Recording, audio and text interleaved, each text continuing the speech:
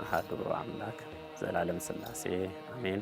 በክርስቶስ ክርስቲያን በወልድ ውሉድ በመንፈስ ቅዱስ መንፈሳውያን የተሰኛችሁ በሀገረ ኢትዮጵያም እንደገናም ከሀገር ውጭም ሆናችሁ ይሄንን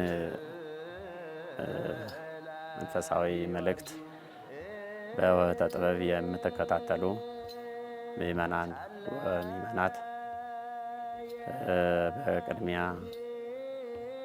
ለታላቁ ሰማዕት ለቅዱስ ጊዮርጊስ ዓመታዊ በዓል ለ2018 ዓመተ ምህረት እንኳን በሰላም አደረሳችሁ እያልኩ በአምላካችን በልዑል እግዚአብሔር ፍጹም ሰላምታ ሰላም እላችኋለሁ። እንደምን አላችሁ? እንደምን ቆያችሁ? በቸርነቱ የጠበቀን በምሕረቱ የጎበኘን የአባቶቻችን አምላክ ቅዱስ እግዚአብሔር ስሙ የተመሰገነ ይሁንልን። በስመ አብ ወወልድ ወመንፈስ ቅዱስ አሐዱ አምላክ አሜን። እንኳን ለሰማዕቱ ለቅዱስ ጊዮርጊስ ዓመታዊ ክብረ በዓል አደረሳችሁ አደረሰን። የቅዱስ ጊዮርጊስ ዓመታዊ ክብረ በዓል ወረብን አቀርብላችኋለሁ። ከመ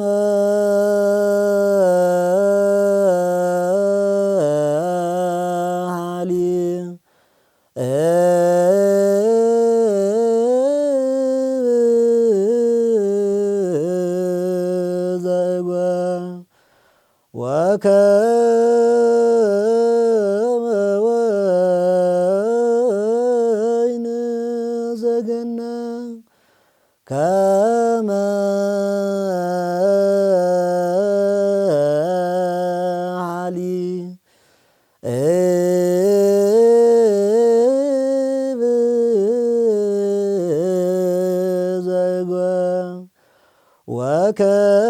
ወከመ ወይን ዘገነም ስምከ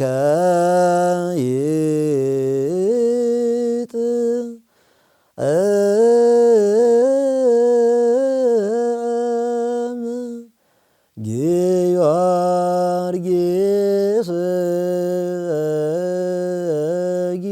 ጊዮርጊስ ሰማዕ ስምከ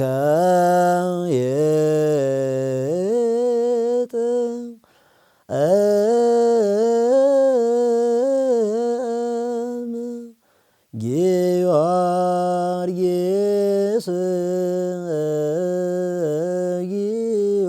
ጊዮርጊስ ሰማዕ። ያው ከዚህ በፊት በዜማ እንደሰማችሁት ዛሬ በወህተ ጥበብ መርሐ ግብር ወይም ደግሞ በዚህ ሚዲያ የምናቀርብላችሁ የሚያዝያ ጊዮርጊስ ሚያዝያ 23 ቀን የሰማዕቱን የቅዱስ ጊዮርጊስን ክብረ በዓል አስመልክቶ ሌሊት ሊቃውንቱ በዜማ የሚያዜሙትን ከዚያ መካከል የተወሰነውን ወረቡን ነው የምናቀርብላችሁ። እንግዲህ የተወደዳችሁ የእግዚአብሔር ቤተሰቦች ምእመናን ወምእመናት ይሄን የምናቀርበው ጥቅምም ዓላማም ስላለው ነው። ጥቅሙ ዜማውን ወይም ደግሞ ወረቡን ብቻ ቃሉን ብቻ ለያዙ ትርጓሜው ምስጢሩ ምን እንደሆነ ያውቃሉ፣ ይጠቀማሉ። ያው ዓላማው ደግሞ ቅዱስ ጊዮርጊስን ገድሉን ትሩፋቱን ለክርስቶስ የቆመበትን ምስክርነት በማስተላለፍ እንዲሁ ዜማውን አዚሞ ወረቡን ወርቦ አሸብሽቦ መሄድ ብቻ ሳይሆን የሰማዕቱን ዓላማ ይዘው የሚሄዱ ምስክሮችን ማትረፍ ነው ዓላማው። ስለዚህ መምህራችን በዜማ ያዜሙላችሁ የመጀመሪያው ወረብ ከመአሊብ ዘእጎልት ወከመ ወይን ዘገነት ስምከ ይጥም ጊዮርጊስ ሰማዕት የሚል ነው። ትርጓሜው የክርስቶስ ምስክር የሆንክ ቅዱስ ጊዮርጊስ ስምህ በገነት እንዳለ ወይንና እንደ ጊደር ወተት ይጣፍጣል የሚል ይሆናል ትርጓሜው። መልሼ ደግምላችኋለሁ። የክርስቶስ ምስክሩ የሆንክ ቅዱስ ጊዮርጊስ ስምህ በገነት እንዳለ ወይንና እንደ ጊደር ጥበብ ወተት ይጥምሃል፣ ይጣፍጣል የሚል መልእክት ነው ያለው። እንግዲህ ይህንን ድርሰት ታላቁ ሊቅ ቅዱስ ያሬድ ሲደርስልን እኛ ዛሬ በዜማ አጥንተን ተዘጋጅተን እንደምንጮኸው ሳይሆን መንፈስ ቅዱስ ገልጾለት ብቃት ላይ ሆኖ የደረሰው ድርሰት ነውና ዝም ብሎ የተደረሰ ድርሰት አይደለም፣ ምሳሌ ያለው። በዚህ ውስጥ የጊደር ወተት፣ የገነት ወይን የሚል ምሳሌዎችን አቅርቧል። ምንድን ነው ምሳሌነቱ ካልን እንግዲህ የተወደዳችሁ የእግዚአብሔር ቤተሰቦች በዚህ መርሐ ግብር የምትከታተሉ የጊደር ወተት ከመአሊብ ዘእጎልት የሚለው ንጽህናን፣ ቅንነትን ያመለክታል። ሌላው በምንም ነገር ያልተበከለ እምነትን፣ ሃይማኖትን፣ የሃይማኖት ጽናትን ያመለክታል። እንዲሁም ደግሞ ሶስተኛውን ሐሳብ ስናይ በወጣኒነት ደረጃ ያሉ ምዕመናንን ያመለክታል። የጊደር ወተት ምሳሌነቱን ስናይ መልሼ ደግምላችኋለሁ፣ ንጽህናን፣ ቅንነትን፣ ቅድስናን የሚያመለክት ነው። ሌላው በእምነት ወይም ደግሞ በማመን በእምነት ምንም ነገር ያልተበከሉ በእምነት የጸኑ ምዕመናንን ያመለክታል። ሌላው በወጣኒነት ያሉ ምዕመናንን የሚያመለክት ነው። ጠቅለል አድርጎ የቅዱስ ጊዮርጊስን ጽናቱን፣ እምነቱን ሲገልጽ እንደ ጊደር ወተት በገነት እንዳለ ወይን፣ በገነት የሚገኘውን ወይን በምድር ላይ ያለውን ደግሞ ወተት አጣምሮ አስውቦ በዜማ ሲያቀርብ ሰማዕቱን በዚህ መልኩ ገልጦታል። ምክንያቱም በንጽህና በእምነት የተጋደለ ሰማዕት መሆኑን የሚገልጽልን ነው። ሌላው ወይን የሚለውን ነው የሚያሳየን። ወይን ፍጹም እምነትንና እውቀትን ያመለክታል፣ ደስታን። እንደገናም ደግሞ ያው ወይን የቅዱስ ቁርባን ምሳሌ ነው። አምላካችን መድኃኒታችን ኢየሱስ ክርስቶስም ቅዱስ ቁርባንን እንዳናዘጋጅ አንዱ ያው የታዘዝነው በወይን ነው። ስለዚህ ቅዱስ ጊዮርጊስ ተጋድሎውን ሲፈጽም በፍጹም ደስታ፣ በፍጹም ቅንነት፣ በታማኝነት እንደነበረ የሚገልጥ ስለሆነ ከመአሊብ ዘእጎልት ወከመ ወይን ዘገነት ስምከ ይጥም ጊዮርጊስ ሰማዕት ብሎ የመጀመሪያውን ወረብ የተደረሰውን ድርሰት መምህራችን አዚመውልናል። ዮም ተጽፈ እምነገጽ ክላልየው በመጥባዕት ለጊዮርጊስ። ሁለተኛ ወረብ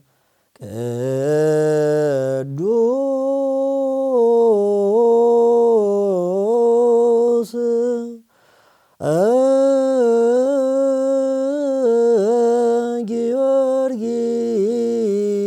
ጊዮርጊስ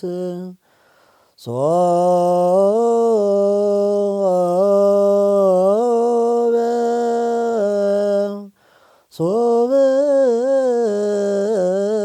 ተከለ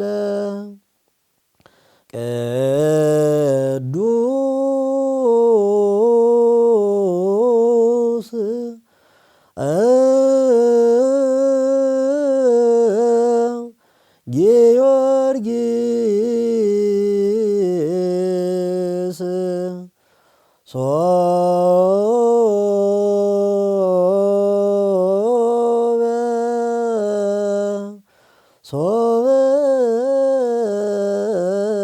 ተከለ ደም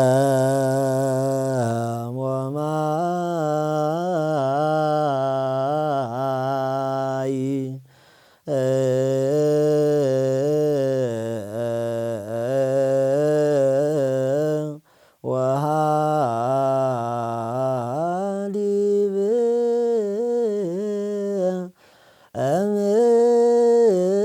እምነክ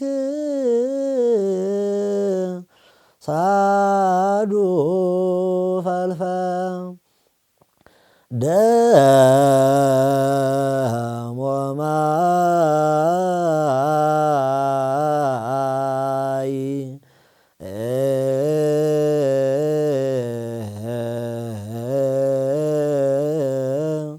ወሃሊብ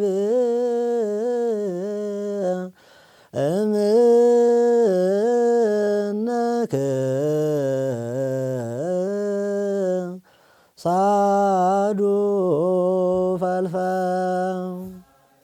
ቅዱስ ጊዮርጊስ ሶበ ተከለለ ደም ወማይ ወሃሊብ እምነ ክሳዱ ፈልፈለ የሚል ነው።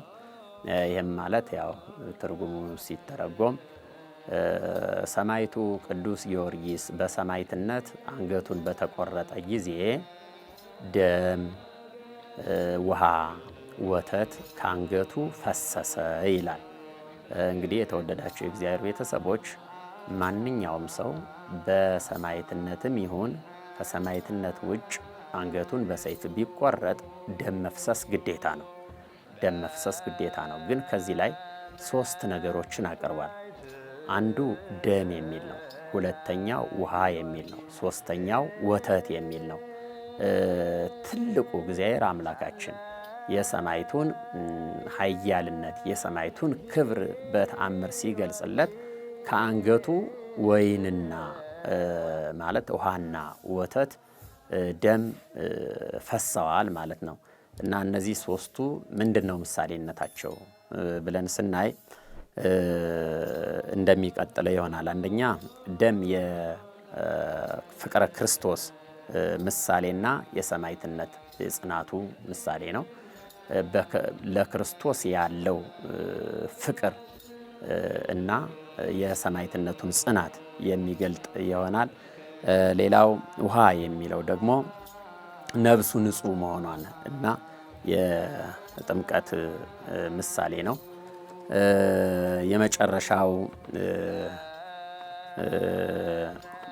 የመጨረሻው ደግሞ ምንድነው?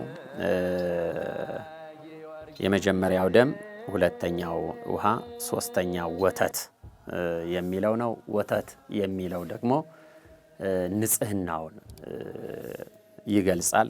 ያው ከላይ ቅድምም በመጀመሪያው ወረብ ላይ እንደመሰል ነው። ሰማዕቱ ቅዱስ ጊዮርጊስ እንግዲህ ከተጋድሎ በፊት ምንም ኃጢአት የሌለበት በንጽህና በወጣትነቱ ወደ ተጋድሎ ወደ ሰማዕትነት ወደ ምስክርነት ሁሉንም ነገር ትቶ የገባ ስለሆነ ደም የክርስቶስን ፍቅር፣ ውሃ የጽናውና የጥምቀቱን፣ እንደገና ደግሞ ወተት የሚለው ደግሞ ንጽህናውን ቅድስናውን የሚገልጥ ይሆናል ማለት ነውና ይህንን ጠቅለል አድርጎ ቅዱስ ጊዮርጊስ በሰማዕትነት በሰይፍ በተቆረጠ ጊዜ ውሃ፣ ደም፣ ወተት ከአንገቱ ፈሰሰ በማለት የተቃኘው ቅኝት ወይም የደረሰው ወረብ ነው። ጸለየ ጊዮርጊስ ወአዋዮሙ በነበልባል አማን ገባሬሃ ጸለየ ጊዮርጊስ ወአዋዮሙ በነበልባል አማን ገባሬሃ ዮም ተጽሕፈ እምነግሥት ኩላ አልየው ሰማዕትነ ጊዮርጊስ ወይቤ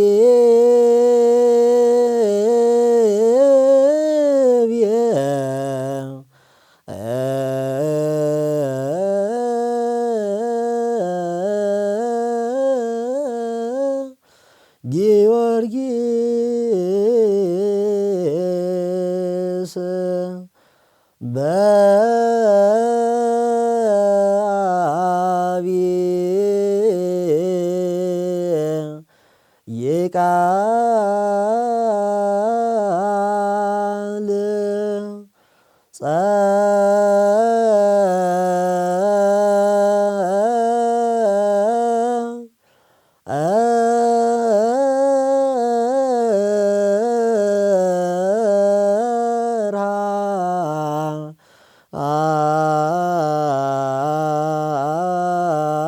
ይቃል አብይ ቃል ወይቤ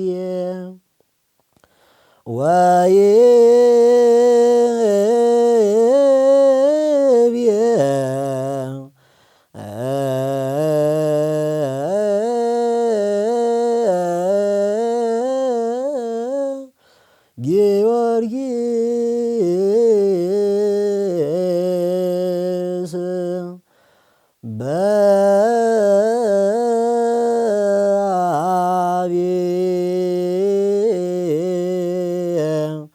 ይቃል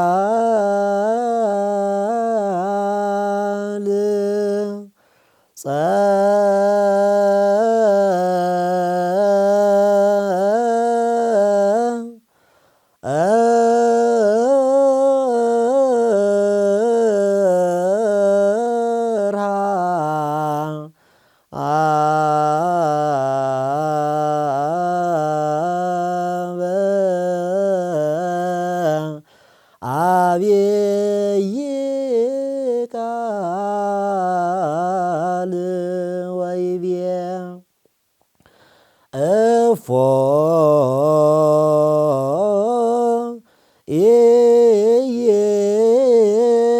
ኢየሊ ከመ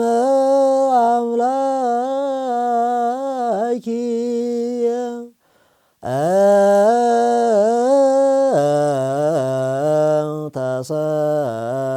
ተሰቅለ ዲበ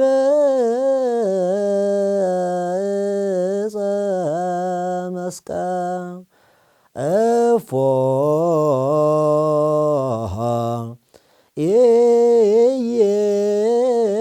ኢየሊ ከመ አምላኪየ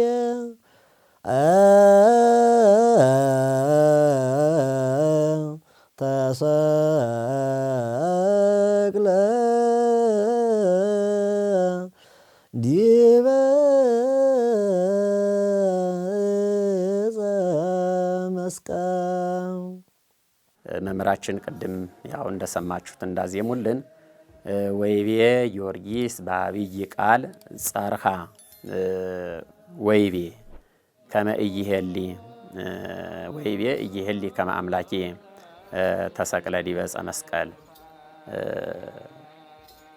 ይሄ ምን ማለት ነው? አጠቃላይ ጠቅለል አድርገን ስናይ ሰማዕታት መከራውን የሚታገሱት መከራውን የሚችሉት መከራውን የሚቋቋሙት በሰይፍም ይሁን በእሳትም ይሁን በተለያየ ፈተና ሲደርስባቸው አስቀድመው የክርስቶስን መከራ ነው የሚያስቡት። እንግዲህ በሰማዕታት ገድል ውስጥ አንዱ የምናየው የክርስቲያኖችን መከራ ነው። መከራ ክርስቲያን አለ፣ መከራ ክርስቶስ አለ። ስለዚህ አንዱ ክርስቲያኖች መከራ በሰማዕትነት የተቀበሉት ምንድን ነው ከተባለ ቅዱስ ጊዮርጊስ እጅግ በጣም ብዙ መከራዎችን ፈተናዎችን ተቀብሏል። በመንኮራኩር ተፈጭቷል፣ በሰይፍ ተቆርጧል፣ አካሉ አጽሙ ተፈጭቶ በደብረ ይድራስ ላይ ተረጭቷል። ያልተደረገው ነገር የለም። አጠቃላይ በ7 ዓመት ተጋድሎ ብዙ መከራዎች ደርሰውበታል። የመጨረሻው ግን የእረፍቱ መታሰቢያ ዛሬም እንደምናከብረው ቅዱስ ጊዮርጊስ ያ ሁሉ መከራ በመንኮራኩር በእሳት ሲያቃጥሉት ትኩር ብሎ ወይም ደግሞ በተመስጦ ሆኖ ያስበው የነበረው አምላካችን መድኃኒታችን ኢየሱስ ክርስቶስ ስለኛ የተቀበለውን መከራ ነው። ታዲያ አምላኬ መድኃኔዓለም ክርስቶስ ስለኔ ያን መከራ መስቀል የተቀበለውን እንዴት አላስብም? እኔ ጥቅም ላገኝበት ነው፣ እኔ ክብር ላገኝበት ነው፣ እኔ መንግስቱን ልወርስበት ነው። ታዲያ መንግስቱን የምወርስበት ከሆነ ክብር የማገኝበት ከሆነ በአምላኬ ዘንድ ተከብሬ የምኖርበት ከሆነ ለምን የክርስቶስን መከራ መስቀል አላስብም ብሎ በታላቅ ቃል አሰምቶ ጮኸ፣ መሰከረ ነው የሚለን እና አጠቃላይ ስለ መስቀሉ፣ ስለ መከራ መስቀሉ፣ ስለ ክርስቶስ መስቀል እንዴት በመከራ ውስጥ ሆነን በፈተና ውስጥ ሆነን በአላውያንም ይሁን በማያምኑ ነገስታት ፊት ሆነን እንዴት መመስከር እንዳለብን የሚያሳይና የሚያስተላልፍ መልእክት ነው ማለት ነው። ዘአበራ ጊዮርጊስ ሰቢኮ ለወልድ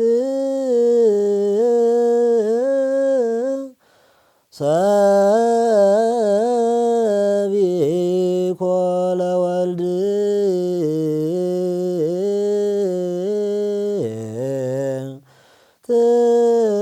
ትንሣኤ ሞቶ ሰቢኮ ለወልድ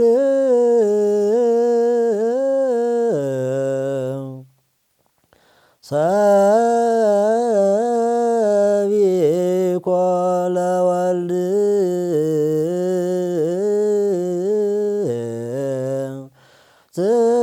ትንሣኤ ሞቶ ጊዮርጊስ ወረሰ መንግሥቶ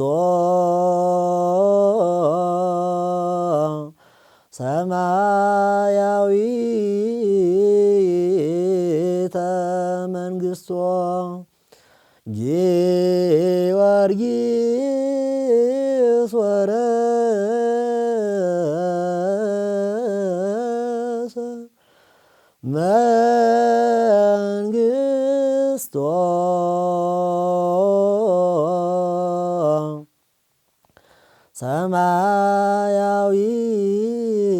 ሰማያዊተ መንግሥቶ። አራተኛ ወረ ጊዜ ስድስቱ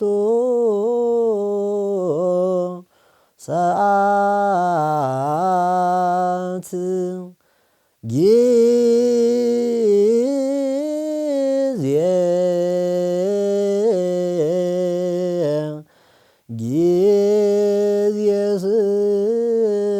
ስድስቱ ሰዓት ጊዜ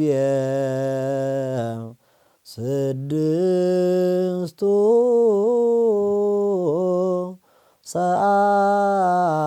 ሰዓት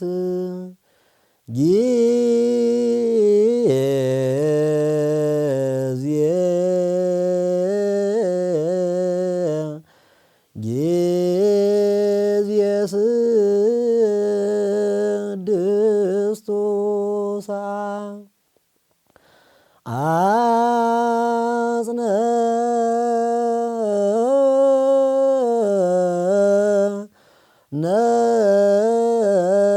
ነርሶ ጊዮርጊስ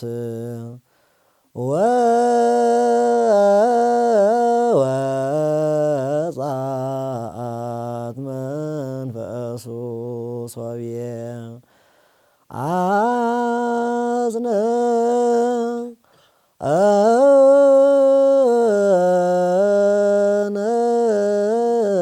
ነርሶ ጊዮርጊስ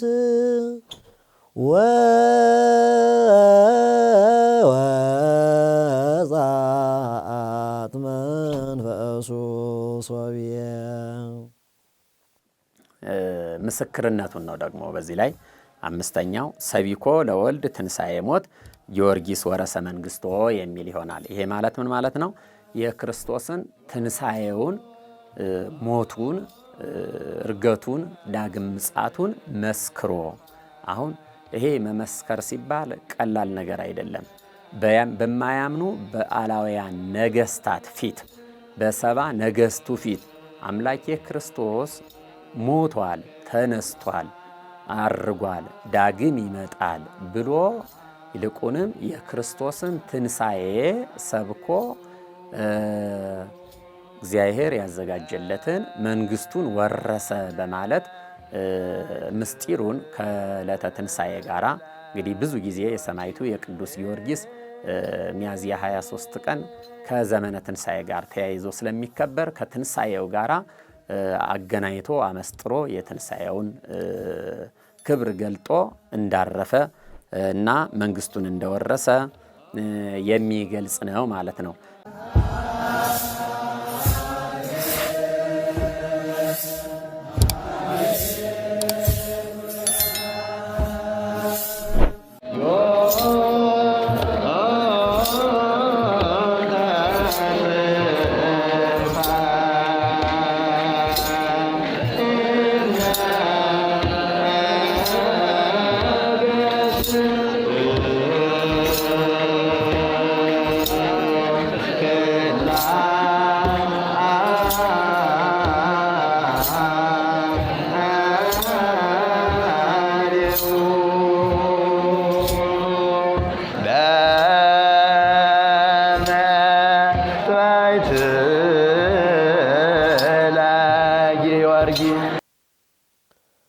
የምልጣን ወረብ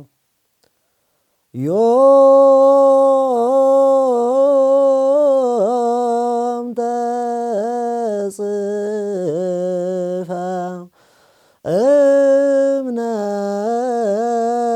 እምነገሥት ክላ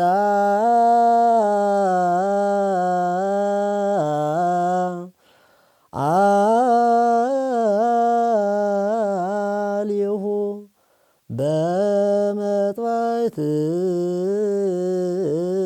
ለጊዮርጊስ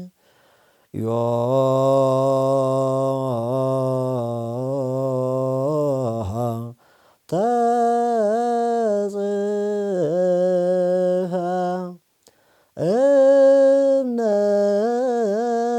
እምነገሥት ክላ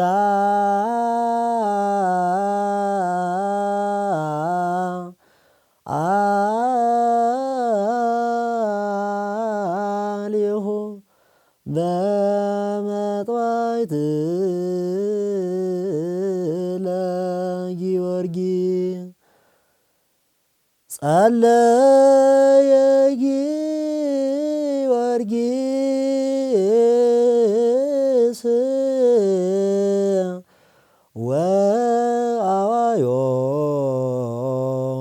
ወአዋዮሙ በነበልባል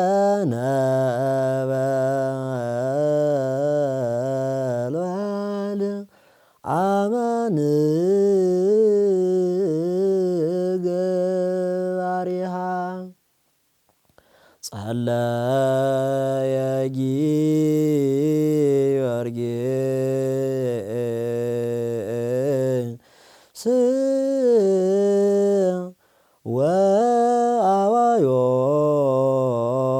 ወአዋዮሙ በነበልባል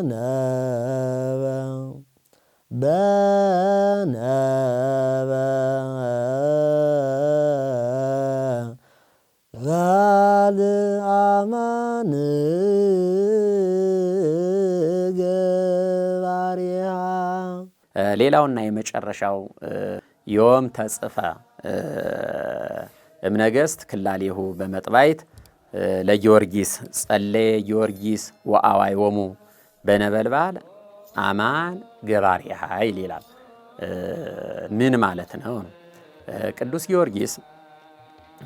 ጊዮርጊስ በሰይፍ ተቆርጦ እንዲሞት ከሰባው ነገስታት ውሳኔ ተላለፈ፣ ጽሑፍ ተጻፈ፣ ማዘዣ ተጻፈ።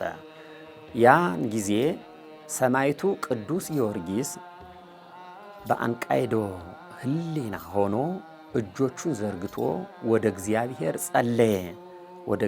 ጸለየ። ጸሎቱን እግዚአብሔር ሰማው። እነሆ ከሰማይ የታዘዘች እሳት መጥታ ሰባውን ነገስታት አቃጠለቻቸው የሚል ትርጓሜና መልእክት ነው ያለው። እንግዲህ የተወደዳቸው የእግዚአብሔር ቤተሰቦች ሁልጊዜም በመከራ ሳለን ጸሎትን እንድንጸልይ ያሳያል ማለት ነው መልእክቱ። ምንጊዜም አንድ ክርስቲያን ሲፈተን መከራ ሲመጣበት ወደ ፈጣሪው መጸለይ ያለበት ወደ ላይ ሕሊናውን ምክንያቱም ሐሳባችንን ልቦናችንን ወደ ላይ አድርገን መጸለይ እንዳለብን የሚያመለክት ነውና በነገራችን ላይ በመጽሐፈ ነገሥት በኤልያስ በታላቁ ነቢይ በኤልያስ ታሪክም ይህ ታሪክ ተፈጽሞ እናገኛለን። እንግዲህ እንደምታውቁት ኤልያስ ሙት አስነስቷል፣ ቅዱስ ጊዮርጊስም ሙት አስነስቷል። ኤልያስ ወደ እግዚአብሔር ጸልዮ ወደ አምላኩ ጸልዮ በዘመኑ የነበሩትን አላውያን ነቢያት ሐሰትን ለጣዖት የሚሰግዱ ለጣዖት መስዋዕት የሚያቀርቡ እግዚአብሔርን የካዱ የእግዚአብሔርን ክብር ያልገለጡ ነቢያት ሐሰት ወይም ደግሞ የሐሰት ካህናት የሚባሉ በዘመኑ ለነበሩት ካህናት የሚላላኩ የሚታዘዙ ጣዖቱን መስዋዕት የሚያቀርቡ ካህናት ነበሩና ቅዱስ ኤልያስ በጸለየ ጊዜ ከሰማይ ወርዳ እሳት አቃጥላ እንዳጠፋቻቸው በመጽሐፈ ነገሥት ላይ ተጽፎ እናገኛለን። እና ቅዱስ ጊዮርጊስም በገድሉ አንዱ ከተፈጸመለት ታሪክ አንዱ ከተደረገለት ተአምር እግዚአብሔር አምላካችን በሰማይቱ ላይ አድሮ ከገለጸው ተአምር ምንድነው ከተባለ ያ መከራ ሲወሰንበት ሞት ሲወሰንበት በሰባው ነገስታት ጽሑፍ ሲጻፍ አንገቱ ተቆርጦ መሞት አለበት ተብሎ ውሳኔ ሲተላለፍ ያን ጊዜ እጆቹን ዘርግቶ ወደ እግዚአብሔር ጸለየ። እሳት ከሰማይ ወረደችና አቃጠለቻቸው የሚል መልእክት ነው የሚያስተላልፍልንና ታዲያ በዓለም ደረጃ በኢትዮጵያ ብቻ አይደለም፣ በዓለም ባሉ ኦርቶዶክሳውያን የሰማይቱ በዓል በተለይ እንደ ኢትዮጵያ ኦርቶዶክስ ተዋሕዶ ቤተክርስቲያን ሚያዝያ 23 ቀን ይሄ የሰማይቱ ገርል የሰማይቱ ውጣ ወረድ የደረሰበት መከራ ስለ ክርስቶስ የተቀበለው መከራ በእንደዚህ መልኩ ይዘመራል። እግዚአብሔር ይመሰገናል። ምስጋናው አምልኮቱ ለእግዚአብሔር ይቀርባል። በእግዚአብሔር ቅደስ ደግሞ የሰማይቱ ክብር ከፍ ብሎ ይውላልና እግዚአብሔር አምላካችን ለዚህ ካደረሰን ዋናው አሁን መጨረሻ ነው ማጠቃለል የምፈልገው።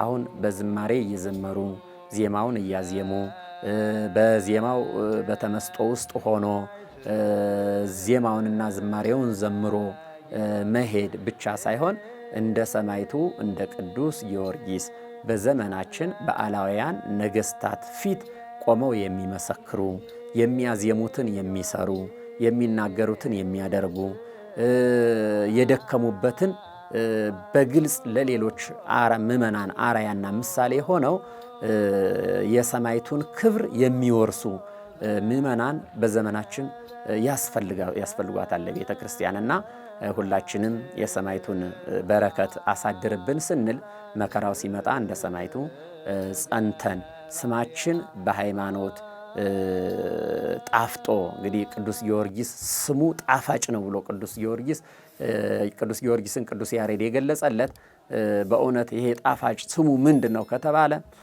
የተናገረው ምስክርነቱ ነው። ምክንያቱም አምላካችን መድኃኒታችን ኢየሱስ ክርስቶስ አንትሙ ሰማዕቴ ለዝንቱ ነገር ለትንሣኤ ለሞቴ ለመስቀሌ ለተቀበልኩት መከራ በዚህ ዓለም ላሳለፍኩትና ላደረግኩት ተአምራት ሁሉ ምስክሮች እናንተ ናችሁ ብሎ በሉቃስ ወንጌል ይህንን ሐሳብ አስተላልፎልን ስለሄደ የእግዚአብሔርን ቃል እንደ ሰማይቱ ፈጽመን የሰማዕቱ የበረከቱ ተካፋዮች እንድንሆን መድኃኔዓለም ክርስቶስ ሁላችንም ይርዳን። ያስተማረን የመከረን የአባቶቻችን አምላክ እግዚአብሔር ስሙ የተመሰገነ ይሁን። ይቆየን። የእስመ ለዓለም ወረ ስርዓተ ምስጢር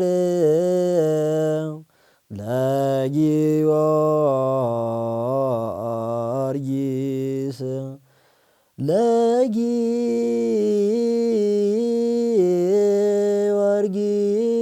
ለጊዮርጊስ ነገሮ ስርዓተ ምስጢር ስርዓተ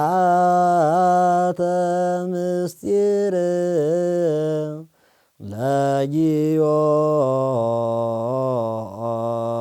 ለጊዮርጊስ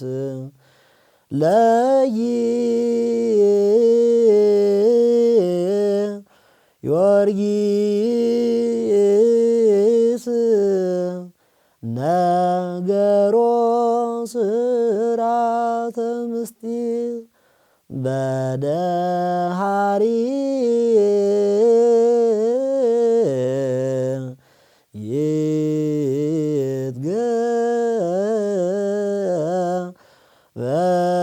ይትገበር ዘሃሎ በንዛ ተደሙ ለክርስቶስ በደሃሪ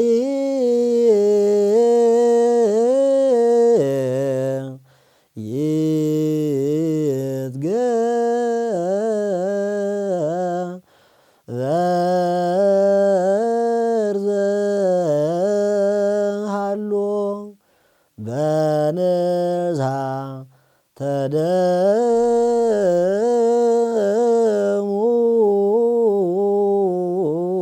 ለክርስቶስ። ሁለተኛ እስመ ለዓለም ወረ በደሃሪ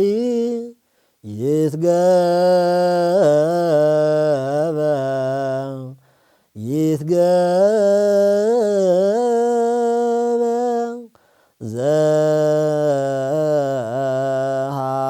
ዘሃሎ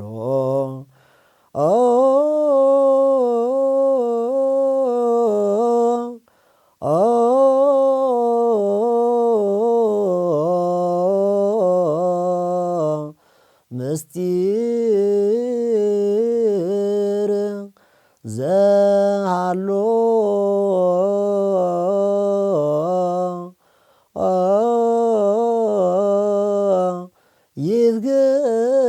ይትገበር ስርዓተ ምስጢር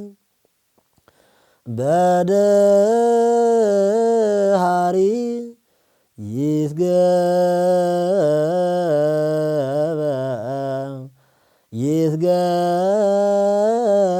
ይትገበር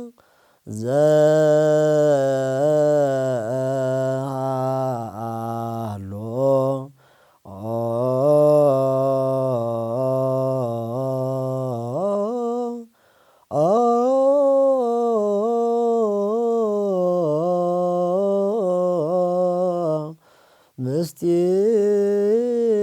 ምስጢር ዘሃሎ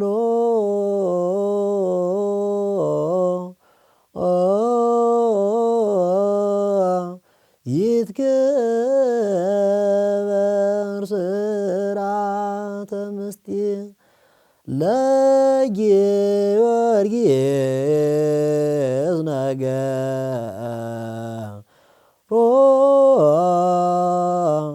ኩሎ ህቡአተ ለጊዮርጊስ ነገሮ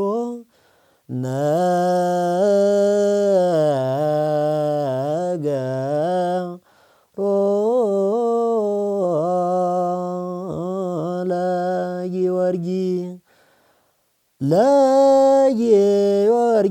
ለጊዮርጊስ ነገሮ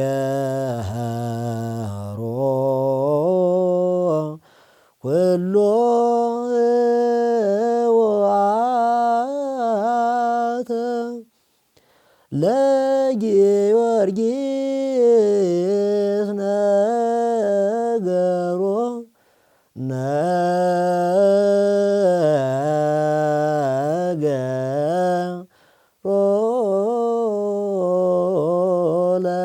ለጊዮርጊስ የምልጣን አቀራረብ ዮም ተጽፈ እምነገሥት ክላ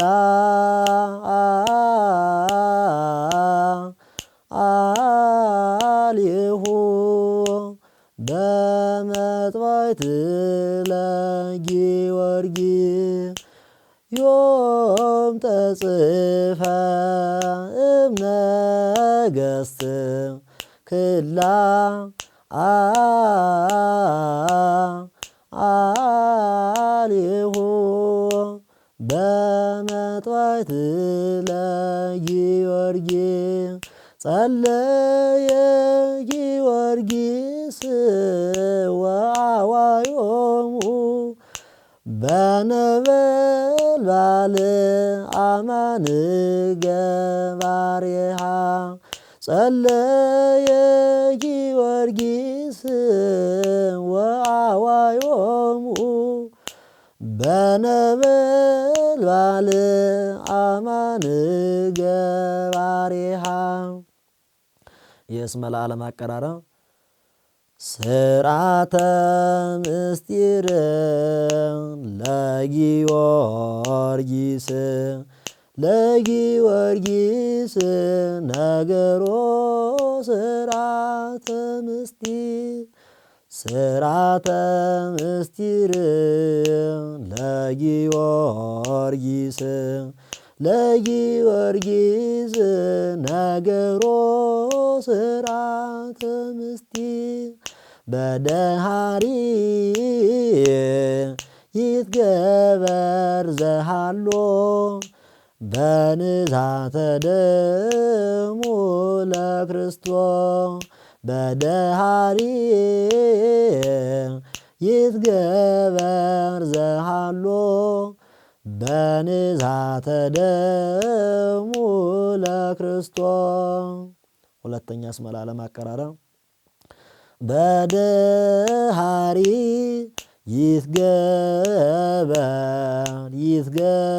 ይትገበር ዘሃሎ ምስጢር ዘሃሎ ይትገበር ስርዓተ ምስጢር በደሃሪ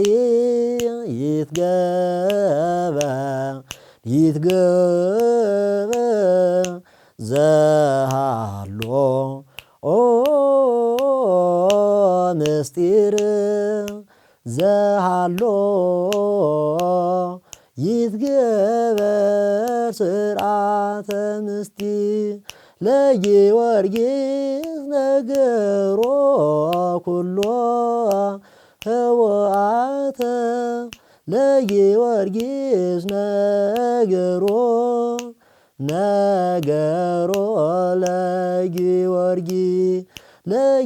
ለጊዮርጊስ ነገሮ ኩሎ ህወአተ ለጊዮርጊስ ነገሮ ለጊዮርጊስ